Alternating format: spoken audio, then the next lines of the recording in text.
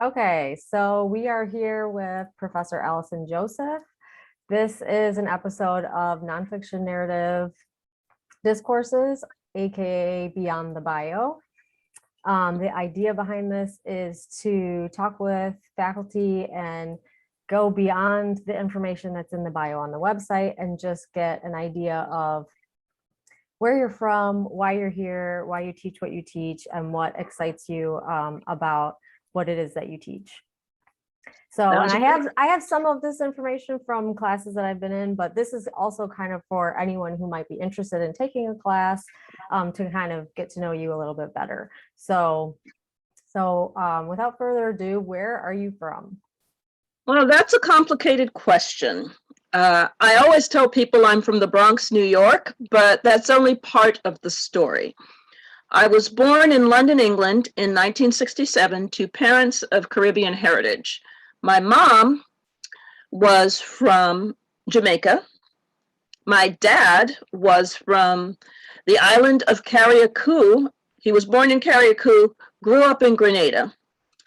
So how did two people from two different islands in the Caribbean meet? Well, they both emigrated first to London, which is where my older sister, Sharon, who's in the back there, was born. And then I was born 6 years later. They were part of what was called the Windrush Generation. Post-World War II, London needed a lot of help. So my parents were part of a generation of Caribbean and South Asian people who came to the United Kingdom, the UK, to help. My mother was 19 when she got on a boat, left Jamaica, and just went to an address, designated address in London. And I know this because I found the ship manifest. Oh, wow. Ancestry.com. I found the ship manifest. My father took a similar path, although I wasn't able to find his exact journey to the UK. So my mother went to study to be a nurse, which she was in 3 countries. She was a nurse in the UK. She was a nurse in Toronto, Canada, which is where we moved after being in the UK, and she was a nurse in the United States. My father, on the other hand, his journey was he was supposed to be an electrician, but I refer to my father often as the West Indian Caribbean Willie Loman, because all of his life he looked for ways to sell people something. Sometimes it was advertising. When we got to New York, he worked for the New York Amsterdam News, which at the time was a well-known African-American owned paper. He sold insurance.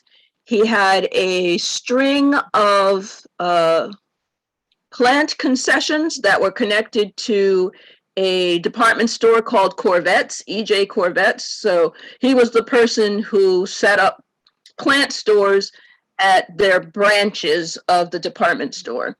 So he did all these different things. And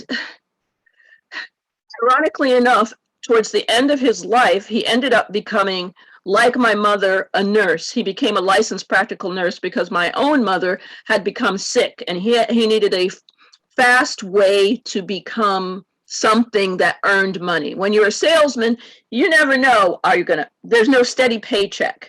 Right. So my parents emigrated with us from London, which I never have actually seen. I was 4 months old when we left London. We went from London to Toronto, which Toronto has a big Caribbean and African population. So I still have extended family in Toronto. And then we moved from Toronto to the Bronx, New York, which is why I claim the Bronx, because before I left for college, it was the place that I lived the longest. And it's the place I still have my childhood memories of, growing up, being a sort of little street kid, playing double dutch and eating penny candy and those sorts of things. And I went to college in Ohio, which was enormous culture shock because I'd never been to the Midwest. But I wanted to go to, I was pretty set in my mind that I wanted to go to a college that had something to do with writing. So I chose a whole bunch of schools, and some were in the East, some were in the Midwest, but Kenyon College changed my life. It's a place where you can get this t-shirt in the bookstore at Kenyon. We wrote poetry at Kenyon the way they played football at Ohio State. Aha. Which is a quote from not a poet, but the novelist E.L. Doctorow, who was a Kenyon alum, as well as the poet James Wright, who is a personal hero of mine, even though he was a terrible dad. The actor Paul Newman was a graduate. Allison Janney. I'm not the only famous Allison to have graduated from Kenyon, Allison Janney. She has an Oscar. So here I was, this black girl from the Bronx in this tiny little village in Ohio, and that's what I thought it took to be a poet. And last time I was back at Kenyon was before the pandemic, so it must have been February of 2020. And I went back to give a reading, and it's still the same place, even though now I never would have believed this as a 17-year-old girl going off to college, but now the president of the university is a very handsome, very distinguished Black man. So things do change. But at the time I went off to college, I was one of 3 Black people in my freshman class. Wow. So the culture shock was extreme to go from New York City, the Bronx, where there's like every kind of person, to go to, at the time, it was quite waspy and much more conservative than it is now. It really was when I was in college, it really was the era of the preppy handbook, if you remember that. Oh boy. I met a lot of kids who went to prep school, some of whom still are my friends. So after I graduated, well, one thing was I lost my mother. My mother died of cancer, and that really shaped my college years. I had to really grow up fast, but I managed to get my act together to graduate, and I dropped out at one point. Went to live with my sister, who's in the back there, and needed some makeup credit. So back in the day, we did not have, so I actually wrote to Indiana University and got into summer classes and took summer classes and knew that was where I wanted to do graduate work, even though I applied some other places. So I went to Indiana University for my MFA in creative writing, which is in Bloomington. So I went from this little academic village of Gambier, Ohio, to a Big Ten school. Very different, huge university. And last time I was in Bloomington, that was, it's just huge. It's huge, you know. We get excited in Carbondale when there's a new building. Like there's so little left of the late 80s, early 90s Bloomington, Indiana that I knew, which isn't, the Bloomington that's in my head isn't far off. If you know the movie Breaking Away, it's not far off from that. Breaking Away was probably 78. I was there in 88 through 92. Okay. And that's where I met my beloved, now late husband, John Tribble. Because where else does a girl from the Bronx meet a guy from Little Rock? Of course, Bloomington, Indiana. Of course. Yeah, he was a year ahead of me we both in the poetry side of the program, and we became friends, fast friends, and then we fell in love and we got married there in Bloomington. The building we got married in is still there, so I was happy. It's like, they haven't torn down the building I got married in, because we decided to get married December of, what was it, 1992, kind of on a spur. We had been living together. I had met his parents. He had met my sister. We knew we were going to be together for a long time. And so we thought, well, in the movies, everyone goes to see the justice of the peace, right? There are all those scenes in movies where people in the middle of the night sort of encounter a justice of the peace and they get married. What we didn't realize is that you couldn't just do that. You had to book all the justices of the peaces at a time. So we decided, someone told us that, the city clerk can marry you. Okay, sure. So we go to the city clerk's office and she's like, okay, cool. Everything's in order. You've got your paperwork filled out. Come back on December 30th. And we come back on December 30th and she's nowhere to be found because she's out sick with the flu or something. Oh, no. So the assistant city clerk fills in, and she's probably about 25. She has to go find a robe because she hasn't worn one before. Our vows were on a piece of mimeograph paper, and what they put white out on the names of the previous couple, and I wasn't smart enough to get a copy of it, so I don't know what I agreed to, but and we finished up our degrees at IU. John got both an MA in Lit and an MFA because he was waiting for me to finish up my MFA. And my MFA took 4 years because I was appointed editor at Indiana Review. And both of us, when we were in graduate school, served in different positions with Indiana Review, which is the national literary journal that comes out of the creative writing program, the MFA program there. So we moved from Indiana. I moved first to his home state. I got a job at University of Arkansas, Little Rock, which was John's alma mater. We moved to Little Rock, Arkansas. We both taught at University of Arkansas, Little Rock, UALR.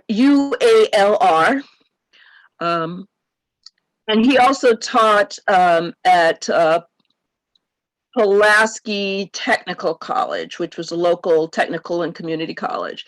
And we came to SIU as a pair in 1994. So we had a long history at this institution, founding different things, founding Crab Orchard Review, founding the Young Writers Workshop, which I did as a teen writers workshop for 19 years, working with colleagues such as dear departed colleagues such as Kent Harif, who was an amazing fiction writer, Lucia Perillo, poet, nature writer, just an amazing person. We lost Lucia a couple years ago this month, October. I believe it was 2016. She died too young from multiple sclerosis.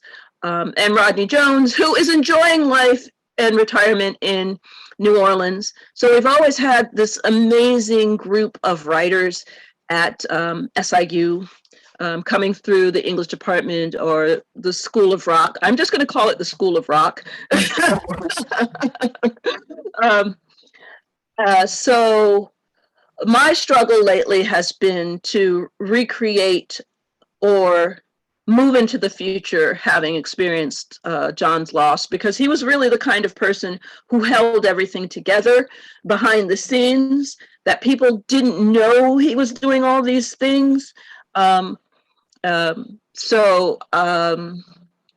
last, let's see, October 2 was the second anniversary of his passing. And I'm hoping on his birthday, December 3rd, to do an online tribute to him via Zoom. John was an amazing editor and teacher, but he was an incredible poet. And my mission during our marriage was to keep reminding him that he was an incredible poet.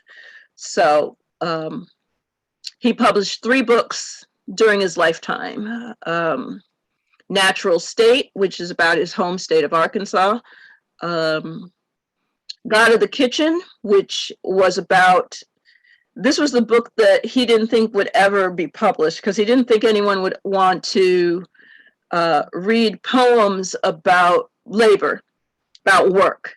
And it's a book about his time as a teenage fry cook in Arkansas working at KFC.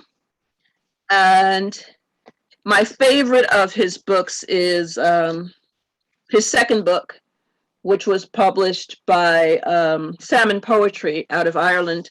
And it's called, And There Is Many a Good Thing. And I'll hold it up because that's my photo on the cover. So this shows you how much he put up with my fancy. This was a photo taken around this time of year in my front yard, our front yard. And there was this one blue leaf. And I'm like, oh, a natural miracle. Oh my God, John, look, there's a leaf that's blue. Nature has shown us something wonderful. Turned out that I remembered the next day that the power company, Ameren, had been on our property, and they dig up things and they use spray paint to show where they're going to dig things up. So this was just a leaf that managed to get spray painted. Funny. That's funny because it doesn't look like it. I know, because that's what I was certain that a tree had dropped a blue leaf. I was just certain of it. So I have to say, I watched some of his readings of God of the Kitchen on YouTube. Mm-hmm. And yes, some of those poems are just amazing. They're incredible. They're also terrifying because he would tell me these stories about, getting burned or getting electrocuted or seeing someone's leg go out from under them and them being told, oh, just go back to work. And I'm like, that's not right.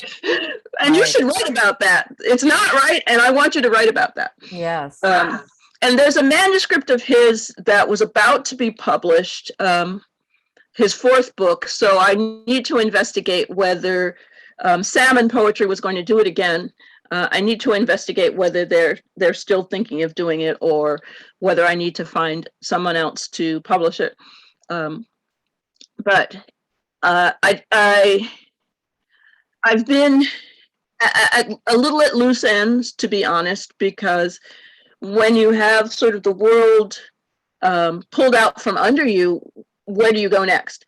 But I have been writing a lot, and I've got a manuscript in progress.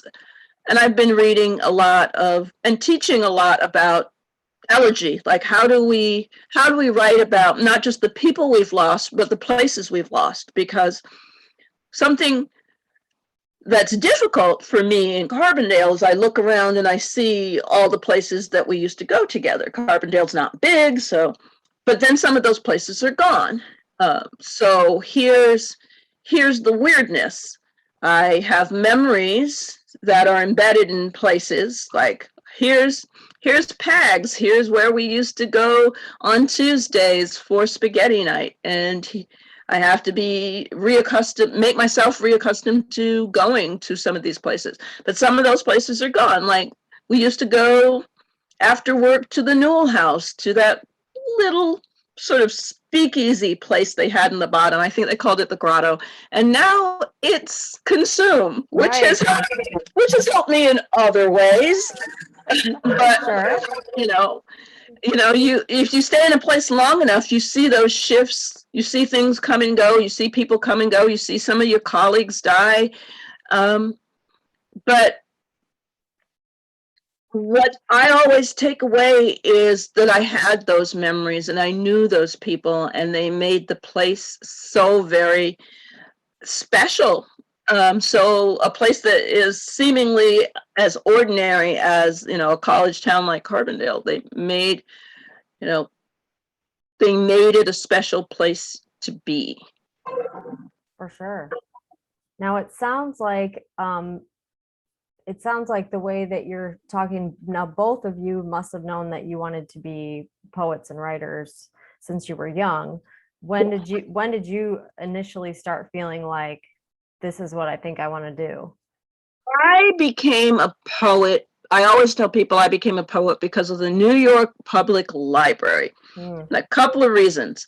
Once you get your library card, you can go to any library in the Bronx or Manhattan, including the one with the big lions out front. So I was the kind of kid who, and I'm Gen X, so I spent a lot of time on my own. It was not unusual for me to get out of school knowing that my mom wouldn't be home from work until maybe 6, 7 o'clock. I'd go to the library. So I gravitated towards poetry at an early age, probably about 11 or 12. Started reading and writing it seriously when I was in high school. And that was something that influenced my choice of Kenyon as a college, that I knew that it was a place where poetry was taken seriously. And so I would say by the time I was 13, 14, I was writing poetry pretty regularly. The other reason I blame the public library is that they had free poetry workshops that you could go to. Oh, nice. So I was going to poetry workshops in Greenwich Village. I would get on the subway by myself, go down to Greenwich Village, and be with poets. So I knew pretty early on that poetry required community. And so John always wrote as well. He was writing when he was a teenager because his mother, who we recently lost, she passed away on the 9th of September of this year, which was another reason why September and October were really difficult for me. But she loved the fact that he was a writer, that he was a poet. And this is such a mother thing to do. She rescued we all write our teen angst poetry. She rescued his teen angst poetry, typed it all up, and handed it back to him in one of those, one of those those books that has the circular edge that you get at Kinko's or something. She's like, I like what you write now, but I really like those poems that you wrote when you were like 15. And he's like, oh, Mom. That would be rough. I don't know about memorializing that time in your life. That would be rough.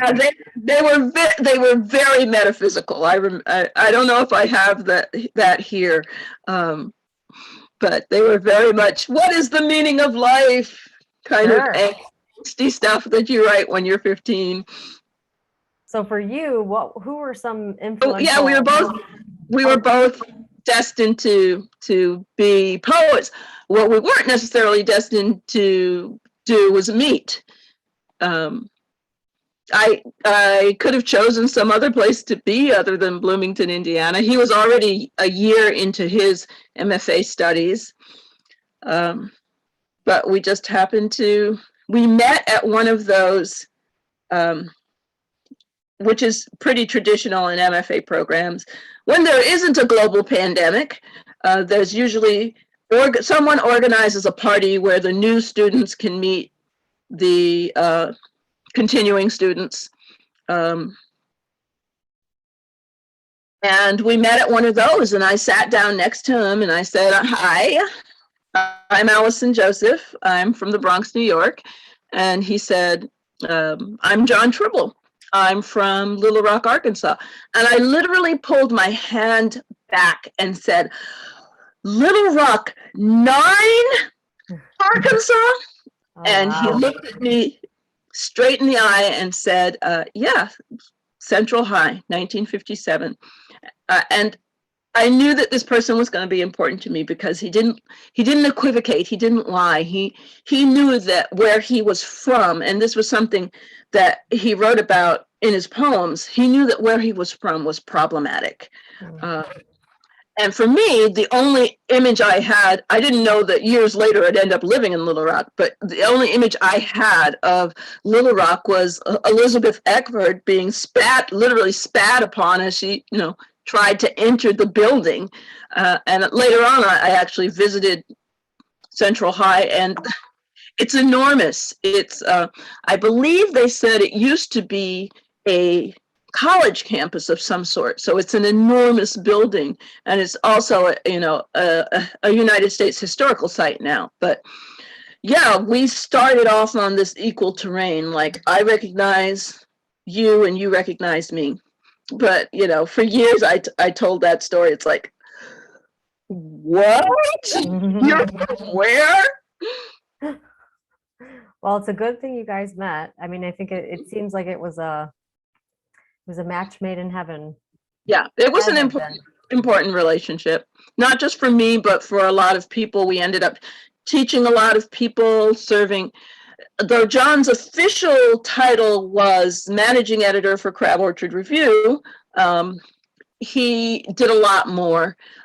He was responsible for teaching a lot of classes. I have gotten so many condolences from people who had him as a teacher, either for creative writing or a lit class. He was a very strong literature teacher because he had appreciation of all types of literature, including now it seems, of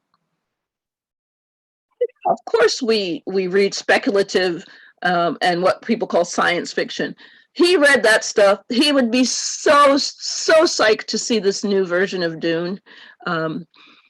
He read Octavia Butler long before people started championing her work. He was very Catholic in his interests as a reader and as a writer.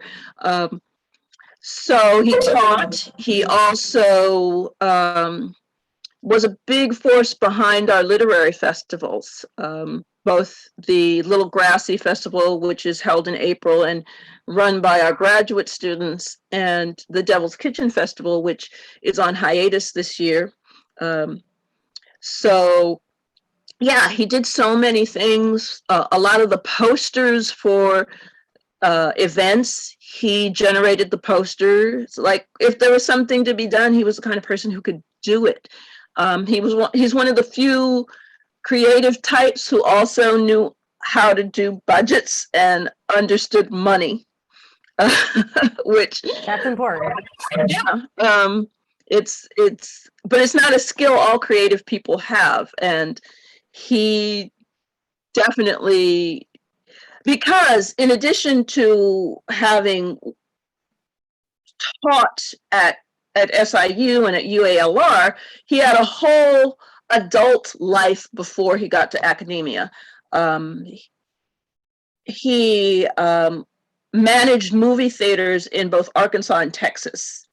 So he was used to looking at books and used to dealing with people. And so he was so good when irate writers would call up, or clueless writers would call up and ask about things having to do with Crab Orchard Review, and he just put on that customer service voice and just lead them through the question.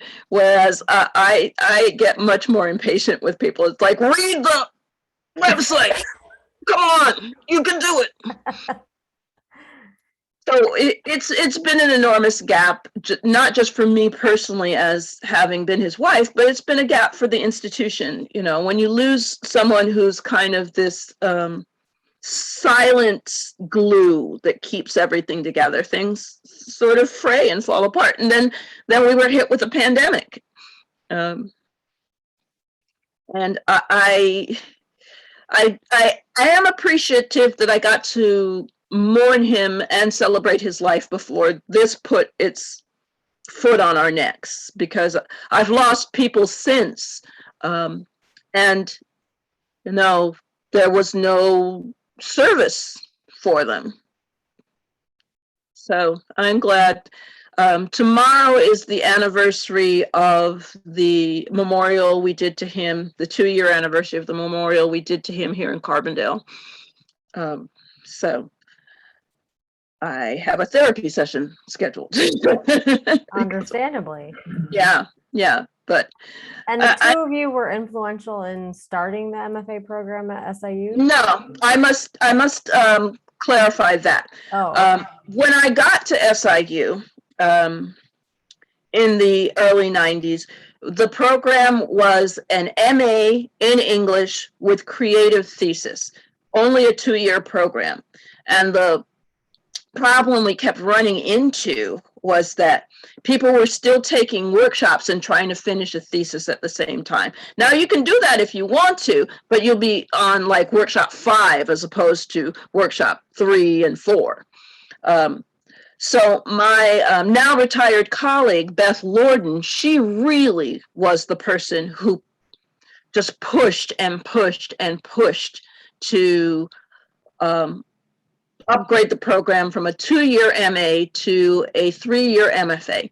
And that, I think the class of students that came in 1996, we told them, we can give you an MA, but if you want to stay around for 3 years rather than 2, we'll give you the support you need and you'll get an MFA rather than an MA. So I think everybody who showed up that fall stayed around for an MFA and got an MFA.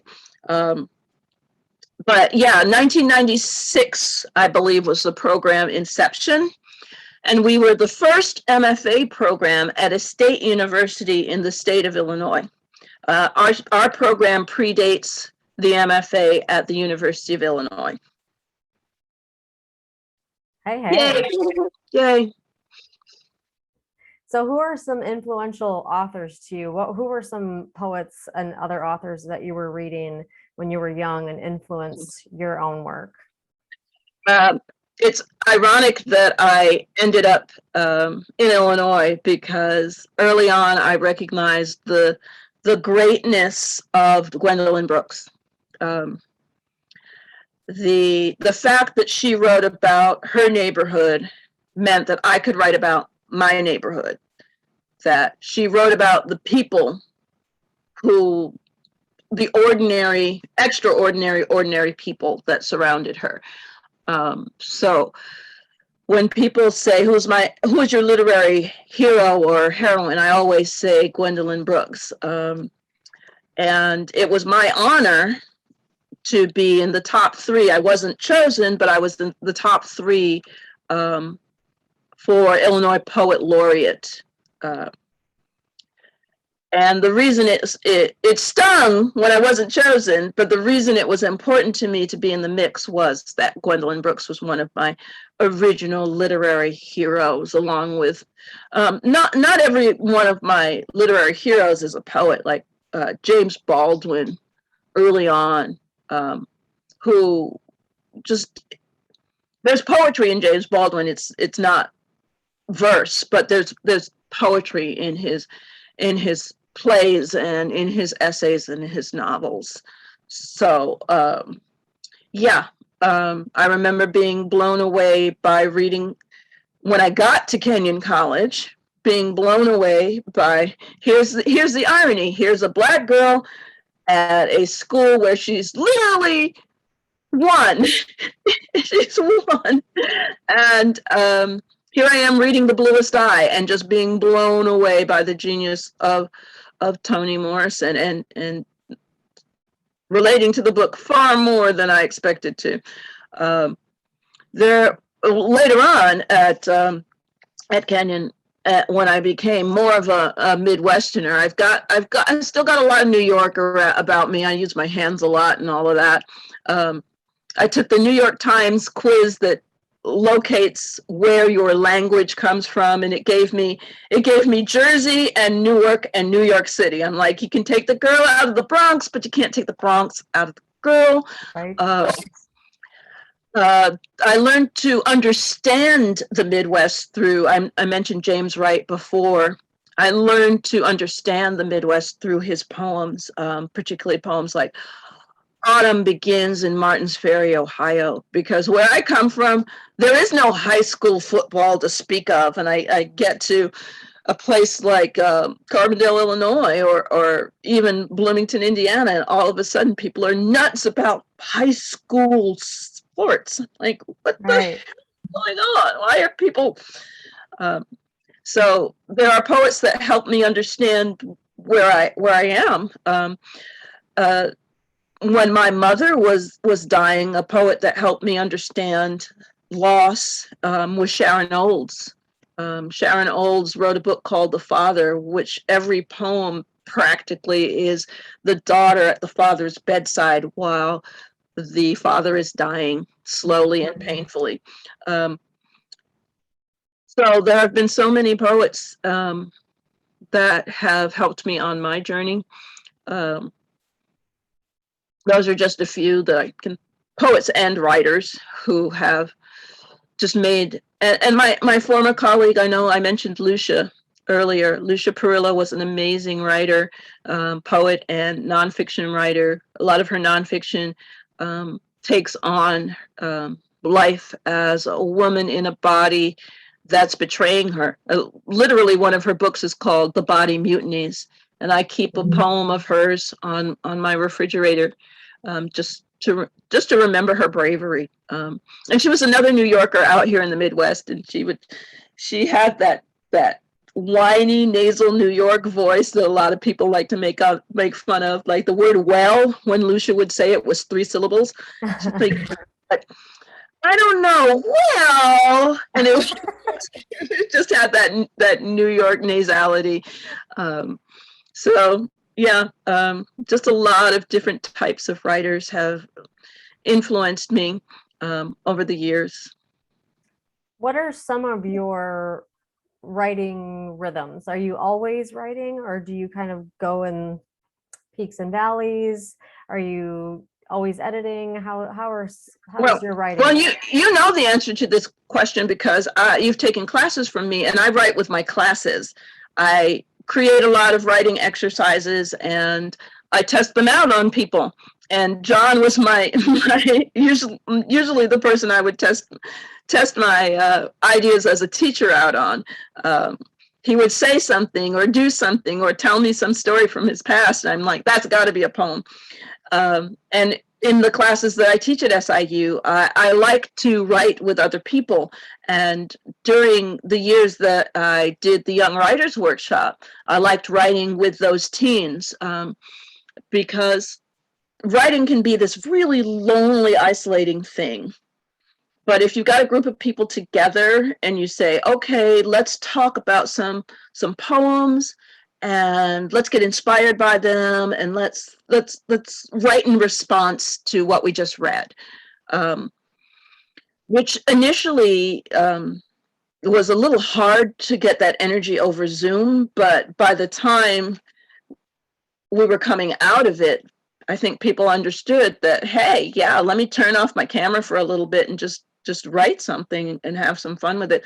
So I incorporate writing into just about every class I teach, whether it's a beginning level poetry workshop or a graduate seminar on international poets, which I'm hoping to teach again in the spring. I am a and I forget the famous person who said that a writer is a reader moved to emulation. Somebody famous and smart said that, but I believe that it is true that if I read something that's a work of genius, I want to respond to it. I want to emulate it. I want to be in conversation with it. So I don't have a writing schedule, but I managed to sneak it in wherever. It happens a lot. I do have to say thank you for the classes that I've taken with you. You are very good at creating a low stakes playing Yeah. field that Mhm. kind of relieves a lot of the pressure of feeling like this poem has to be something wonderful and Mhm. amazing. And Right. so you're very good at creating a low stakes, low pressure format for writing, and Mhm. that is Yeah. very helpful. And that I really do believe that you find those moments of gold when you're saying to yourself, "Oh, I'm just fooling around. I'm just messing around. I'm just going to experiment. I'm just going to try this." And then you end up surprising yourself with what it is that comes out. And for me, low stakes, I do a lot of low stakes writing on my own, where if I'm teaching myself how to do a form or a technique, I'll just, just write what I think is terrible, or I allow myself the way visual artists do when they carry around their sketch pad, they're doing preliminary versions of something. I think writers can get so very caught up in the finished product that sometimes our process is so excruciating that some people just have oodles of talent and a unique view of the world, and they don't become writers because that messiness is hard for them to handle, the fact that you can have a brilliant idea and not execute it well. I lower the stakes by saying, well, this idea is stupid, but I'm going to have fun with it. Right. May as well have fun. Yeah, and some of the experiments, sort of detonate, and some of them collapse like a souffle, but sometimes the souffle is just chef kiss. You also seem to write in response to music quite often. Yes, Has yeah. that always been? I've always been a music head. John was a person who knew a lot about music. I knew more about being a person coming from the Bronx. I knew more about hip hop and soul, and him being someone coming out of the South, he knew more about the blues. So I always used to joke that it was a white boy that taught me about the blues. But yeah, but in both of our collections, in our various collections of poetry, you can find poems that reference music, poems about musicians. Yeah, both of us were very much interested in the ties between music and poetry. Are songs poetry? Well, some songs really are much closer to being poems than they are to being just songs. And yeah, so I teach an undergraduate class that brings a lot of music and music history into it, and simultaneously teaches people how to write sonnets. Yeah, that's great. You really run in the forms class, you really run the gamut, but it's a neat way to touch on a lot of different aspects of poetry. Right. And it also makes the forms that seem very intimidating much less intimidating. When we're writing a Shakespearean sonnet, but we take a Lizzo song and we translate it into Shakespearean English, it makes it a whole lot more fun. And then we understand that Shakespeare was going for an audience like us. We, the ordinary reader, ordinary attender of his plays, that was the audience that he really had in mind. He had to, suck up to the queen, but he really wanted to please us commoners. that actually brings me to another point that I wanted to make. I got some of your books from the library and I was going through them. And there's a couple of poems that I really, really enjoyed that I wanted to kind of call out because I find your poetry very accessible Right, and understandable. There's not a right, whole lot of deciphering, and I think right, that's very, very enjoyable. You're specifically, there's one poem you have called Penny Candy. right. This is from What Keeps Us Here. Yeah, I really love this. yeah. Bazookas, jawbreakers, red hots, fireballs. Their names were terse violence, a potent harm, and we craved them by handfuls. Right. And having just had Halloween, I can see that that is still true, although nothing's a penny. Um, Right. so I grew up, as I mentioned earlier, in the Bronx, and after school, you headed to the local corner store, the bodega, and you know, we were just full of energy, and what we wanted was candy. And to this day, if I hadn't given away all my candy, I'd be sitting here eating eating it with you online. So that comes from my very first book, which was a lot of my early experiences as a person. I really have a fondness for those sort of ordinary places where our magic happens, and just the freedom of being let free from school, and we're gonna go get some candy.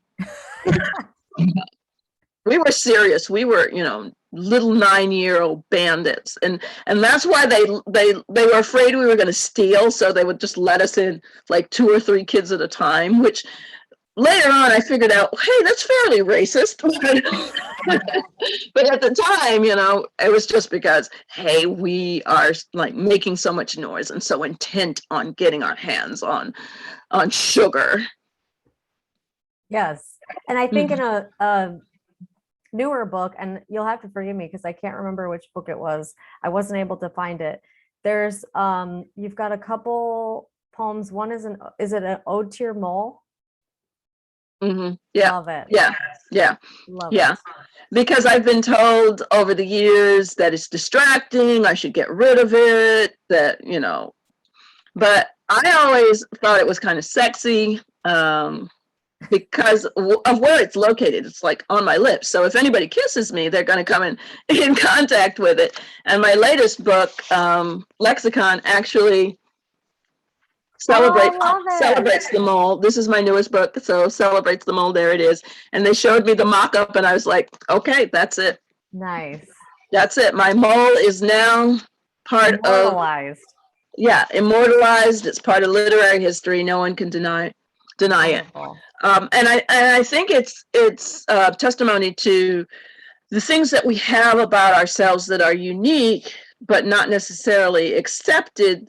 Just learning to love those things is hard, particularly for women, because we're kind of told from birth, okay, you should be this size, you should be this color, your hair should be this way, you should wear this amount of makeup, or if you wear this amount of makeup, you're a trollop. If you don't wear any makeup, you don't care about your appearance. So we've got all these things thrown at us, and it's for me, it's taken a long time to accept like things like this mole. So when I finally and that may have come out of an assignment that I gave a class to write a ode that celebrates something about yourself that is very, very small. I think it may have come out of that assignment. I can't remember now, but I have often written poems that attempt to do that kind of celebration of things that we either just are supposed to dislike about ourselves, or we're supposed to ignore or put up with. So that's always been an interest of mine, just as a human being. How do we learn to love ourselves through poetry? That's great. There was also one other poem that stood out to me in that same book. And it was about a woman you had met, I think in Union Station. Yes, She yes, has a story for you, and right, you kind of say, I want your story. right. And it's a poem. Some poems are more inventions than others. This literally,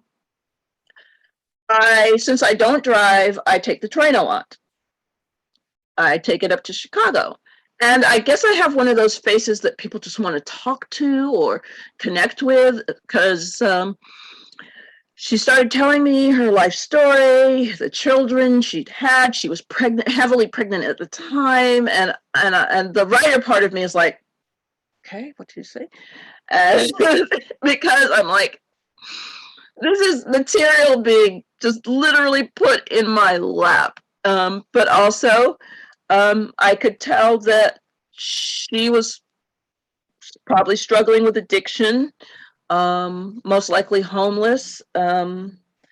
So the ethical problem is, yeah, it's going to make a great poem, but what right do I have to her story? Um, and the speaker in the poem recognizes that. It's like, I know I'm going to go write about this. But if you take that train, it's such a microcosm of the state. There's another poem of mine in another book that is about getting on that train and taking it up to Chicago with a family that was going to Chicago perhaps for the first time because they were going to appear on the Jerry Springer show. It was when Jerry Springer still broadcasted his show out of Chicago. Later on, he moved it to Connecticut, and he's now Judge Jerry. Oh, He's, wow. he's now doing a judge show, although he's never been a judge. But I mean, talk about just a story just being thrust on you. It's like, okay, that is bizarre. It was something along the lines of a mother, a father, and a daughter, and the daughter was sleeping with a cousin or something very Jerry Springer-esque. Sure. But what I was interested in is the dynamics between people who see going to the Jerry Springer show as an opportunity for a vacation out of wherever they lived in Southern Illinois. It's like they had never been on that train before. There's a point in the poem where the young girl says, I don't like it here. The buildings are too close together. She says something Wow. like that. And that was pretty much a direct quote from her. Wow. So one thing I always do and ask my classes to do is just observe people. Because if you don't want to write about yourself, people will give you all the material you need. People will give you everything you want. The question is it ethical? And I always skirt that by saying you're going to fictionalize anyway, because as soon as you start telling someone else's story, you are fictionalizing. You're making assumptions. You just have to try to make the right ones, and the ones that depict people with equity and kindness. So your new book, is that already out or is that coming out? Yeah, this came out this year. Because of the pandemic, I haven't done many events for it, but I've done quite a few virtual events. So yeah, this is a book called Lexicon. And the main thrust behind it is language and how we use language and how language gets used against us. So it's got more odes. Nice. There are a couple of visits from how I conceptualize the muse. And the muse is a strapping 7-foot Black woman with a huge afro. Hell yeah. So there's a lot in here about literature, language. It's less biographical and more about words and what they do. And this is how many books do you have total? Do you know? Have you kept track? I believe that is my 8th full-length book of poetry. I have a lot of chapbooks, which are, shorter collections. But I believe I did a reading earlier this year, and someone said, author of 8 collections of poetry. I'm like, okay, sure, whatever. So you're not keeping too good a track. I am excited and very grateful for all the publishers that have published my work over the years. And I've been published by very small presses like One Person Operations. I've been published by university presses.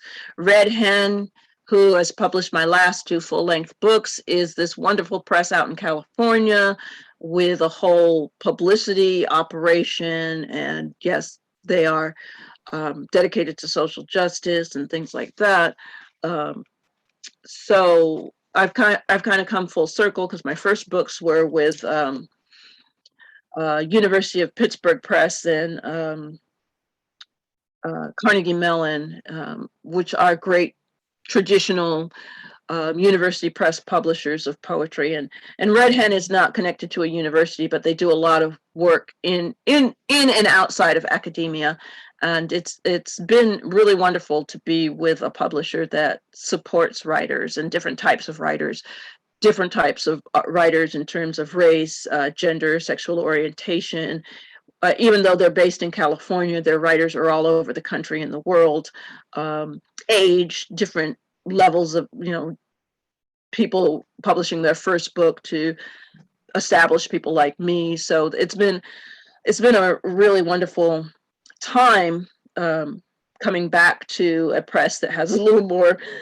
When you publish any kind of book with anyone, it's really a wonderful thing, because it becomes this collaboration. It becomes more than you just sitting on your manuscript and hoping someone will see it for what it is. And I've had maybe just one experience that was a little off, but most of my experiences with publishers and John's experiences with publishers were good, because, someone like him, who had published so many other people's work, he knew the ins and outs. He knew how to work with other publishers, not just other writers. So are you part of the marketing process? Are you marketing yourself, your own work, or is your publisher helping you take care of that? It depends. With the book before this, Confessions of a Barefaced Woman, we did a lot of marketing, and that book did really well. It sold well.